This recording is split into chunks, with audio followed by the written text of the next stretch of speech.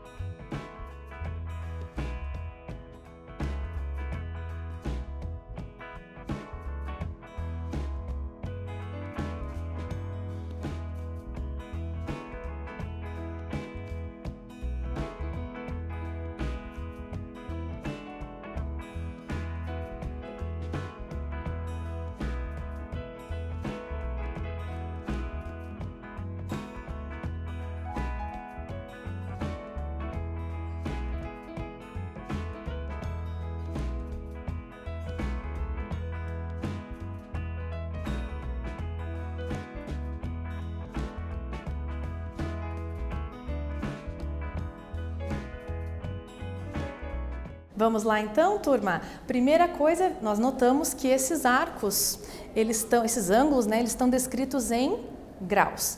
E eles são côngruos. Então, se eles são côngruos, eles têm a mesma medida. Por isso é que eu igualei os dois aqui. Então, essa expressão ficou 7x mais 15 graus igual a 5x mais 33 graus. Meu objetivo é calcular aí o valor de x. Quando eu tenho uma expressão com uma igualdade, eu tenho uma equação.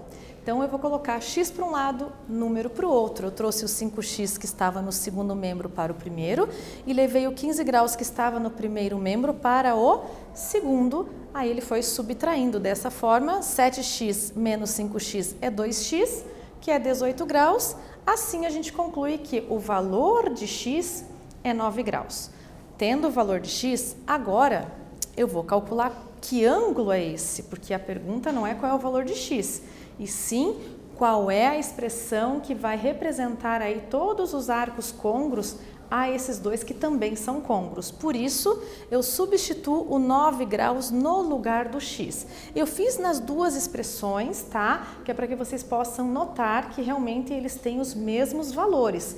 Substituindo 9 graus na primeira e na segunda expressão, que são exatamente o primeiro e o segundo arco do nosso enunciado, eu chego que o meu ângulo alfa é de 78 graus. Então, eu vou querer escrever aí a expressão que representa todos os arcos côngruos ao ângulo de 78 graus. Eu substituo na expressão que vai usar o grau. Então, vai ser alfa mais k vezes 360, o k é o número inteiro, e nós encontramos que o alfa é 78 graus. Dessa forma, a alternativa certa é a alternativa D, tá? 78 graus mais k vezes 360 graus representam aí todos os arcos côngruos, aqueles dois primeiros do nosso enunciado.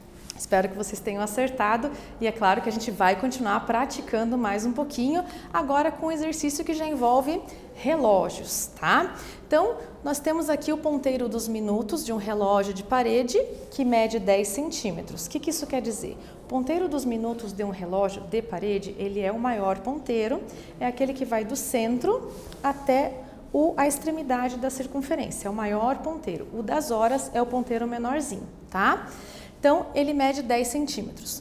Qual será o espaço percorrido pelo ponteiro depois de 30 minutos? Então, eu estou falando do ponteiro dos minutos, ele vai sair do 12 e vai chegar até o 6, que representam 30 minutos. Como é que eu sei que do 12 até o 6 é 30 minutos? Eu sei porque a volta inteira, no meu relógio, indica 1 hora. Então, metade é meia hora, que é 30 minutos. O que está pedindo? Qual é o espaço percorrido? Então, quanto que ele percorreu nessa circunferência? Qual que será aí essa circunferência? Quanto ele percorreu? Então, aí, notem que vocês vão usar a informação de ângulo e a informação de circunferência para poder resolver com aqueles dados que nós comentamos nos slides anteriores. Primeiro passo, anotem as informações do exercício e o que você quer para saber aquilo que você vai usar.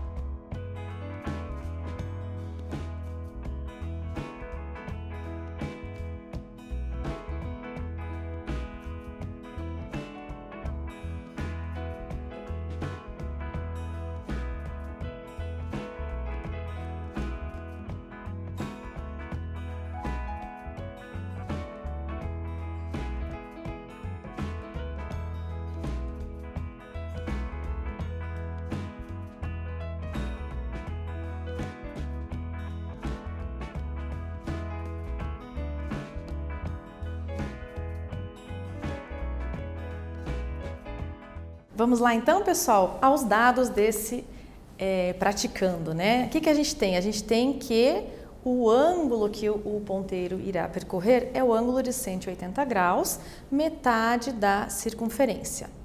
Nós temos que o comprimento deste arco, o comprimento dele é o que? L, que vai ser o ângulo, dado em radianos, vezes o raio. Sempre lembrando que nessa fórmula que a gente usa para cálculo de comprimento de arco, nós vamos usar o ângulo em radianos, tá?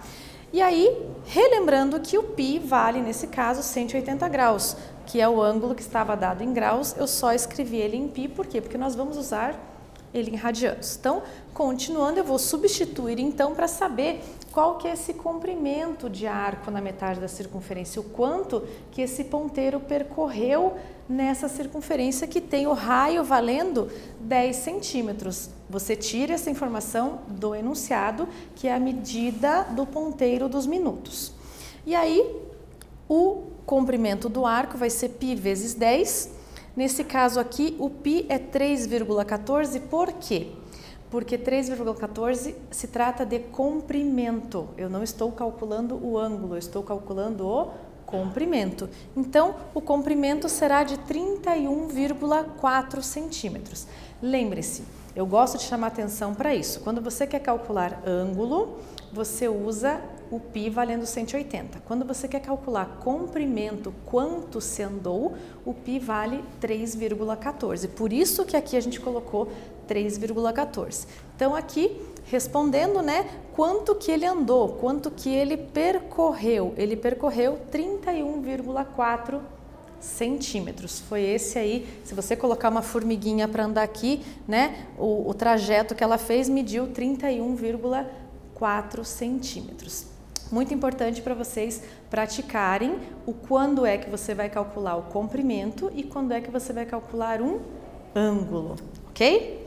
Então, eu espero que vocês continuem fazendo os exercícios, continuem praticando e nós vamos continuar praticando, né? Nós vamos fazer aí mais um exercício que é um exercício proposto lá da PUC de Minas Gerais, é de vestibular, vocês já estão começando essa preparação, aí o pessoal do segundo ano nessa preparação para vestibulares, para testes e para Enem.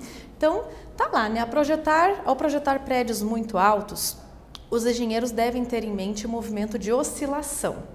Então, pode não parecer, mas o prédio oscila, tá, gente? Então, que é um tipo, é típico, né, de estruturas de arranha-céus, ou seja, de prédios. Se o ponto mais alto de um edifício de 400 metros descreve um arco de meio grau, a medida do arco descrito por esse ponto em metros é, vejam, aqui nós temos a medida do ângulo, tá? Nós temos qual que é a medida que ele vai oscilar, é meio grau, é bem pouquinho mesmo, tá? Então aqui vocês têm 5 alternativas, por se tratar de um vestibular, aí a opção já vem com 5 alternativas. Vocês têm a altura do edifício, que equivale ao raio dessa circunferência, e vocês têm o ângulo, aí vocês não têm comprimento, vocês têm o ângulo, e com esse ângulo é que você vai calcular o comprimento. Qual o comprimento? O comprimento do arco que esse prédio vai oscilar quando tiver uma ventania muito forte. Então vamos lá na prática?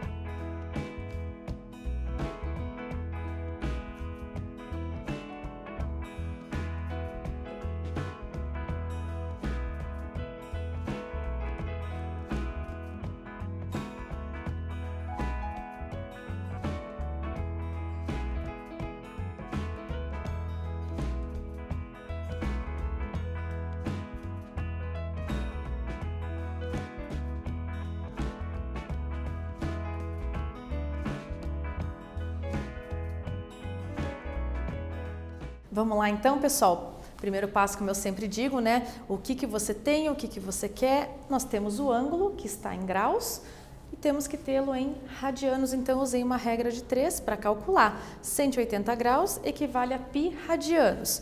Meio graus equivale a x radianos. Multiplicando cruzado, eu chego de que x, que é o ângulo, escrito em radianos, é π sobre 360. E aí, com esse valor, eu vou lá e vou substituir, né? Aqui eu tenho substituir os dados na equação para calcular esse comprimento de arco. Quais são as informações? Meio grau, π sobre 360 radianos. Que o raio é 400 metros, que é a altura do edifício. Substituindo na nossa equação, né, que a gente vai calcular o arco descrito por esse ângulo, eu substituo o alfa por π sobre 360 e o raio por 400. Nesse caso, eu chego de que o comprimento é 10π sobre 9 metros. Vejam, da onde que eu tirei esse 10π sobre 9? O 400 e o 360 eu fui simplificando, tá? Então, você divide por 10 e depois vai dividindo por 2, por 3, por divisores comuns, até você simplificar essa fração, tá bom? Então, aqui você já tem essa alternativa como resposta, que é a alternativa D, 10π sobre 9. Pode acontecer no exercício você ter a alternativa também em metros, e é só você substituir, lembra do exemplo anterior, o 3,14 o π por 3,14, tá? Aí fica um valor aproximado em metros sem usar o π, tá? Então aqui vocês têm duas opções de quando que você usa o valor em ângulo, quando que você usa o valor em 3,14. E é claro, né, para encerrar com chave de ouro, vamos para mais uma perguntinha bem simples. Hoje uma aula para vocês praticarem, né, era para resolução de exercícios. Vamos para uma perguntinha. A afirmação, o arco alfa, que é igual a 23π sobre 3, é côngruo ao ângulo de 60 graus. Essa afirmação é falsa ou é verdadeira? Bem rapidinho, eu tenho certeza que vocês vão fazer, a gente já volta para verificar.